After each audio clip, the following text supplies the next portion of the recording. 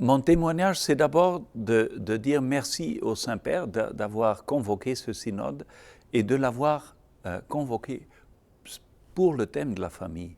Parce que je crois que dans un monde qui est en grande crise économique, sociale,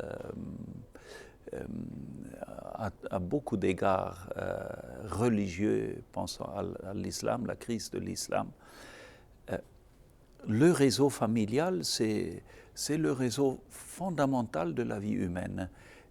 Et l'Église a toujours vu la famille comme le noyau de sa propre vie. C'est la petite Église qu'est la famille. Donc mettre la famille au centre de l'intérêt, déjà le fait que ça ait suscité un tel intérêt dans le monde entier, c'est un bon signe. J'ai dit hier au synode que si on parle des divorcés remariés, ce qui est un sujet brûlant parce que ça touche beaucoup de personnes, aussi dans nos communautés chrétiennes, dans nos paroisses, n'oublions pas ceux qui sont bien plus pauvres que les divorcés remariés, leurs enfants. C'est-à-dire les enfants qui subissent le divorce de leurs parents. Et j'en parle par expérience parce que ma famille a connu ces expériences. J'avais 13 ans quand mes parents se sont séparés et quand une fois dans une école, un jeune m'a demandé quel était le moment le plus difficile dans votre vie. Spontanément, ça m'a échappé, j'étais moi-même surpris. Ça m'a échappé vraiment. J'ai dit, c'était le soir où j'ai appris que mes parents vont divorcer. Et je dois dire que ça me scandalise que dans le discours ecclésiastique, dans les discussions que nous avons, c'est toujours la question de la miséricorde envers les divorcés remariés. Oui, oui, c'est vrai, mais il y a d'abord la miséricorde envers les enfants. Et c'est pour ça que je dis toujours aux parents, à ceux qui font un cheminement avec l'Église dans leur situation de remariés, je leur demande, et vos enfants, est-ce que vous avez fait porter le poids de votre conflit, de votre conflit au sein du mariage sur les épaules de vos enfants? Est-ce que vous les avez pris en otage? Est-ce que vous les avez montés contre l'autre pour les tirer de votre côté?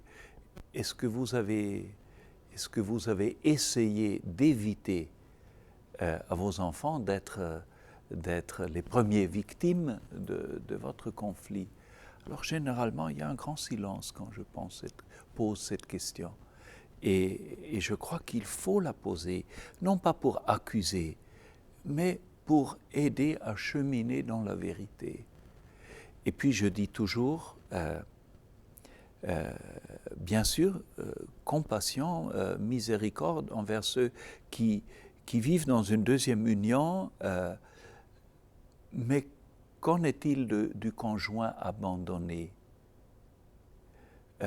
On en parle très peu, pour ainsi dire, on n'en parle pas.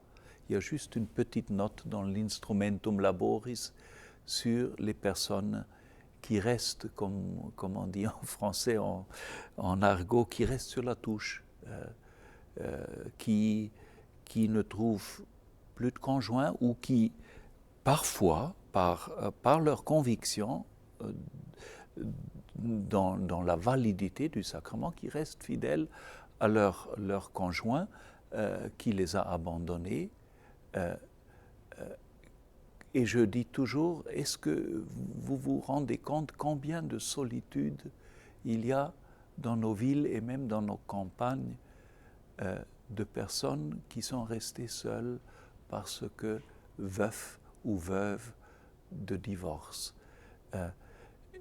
Et quand on parle du remariage, n'oublions jamais que les conjoints qui se séparent, ils ont derrière eux toute une famille, un réseau familial. Il n'y a pas seulement les enfants, il y a souvent encore les parents des conjoints qui vivent, il y a peut-être les grands-parents même, il y a les oncles, les tantes, il y a les cousins, les frères et sœurs des conjoints. Cela touche tout un réseau et souvent de façon dramatique.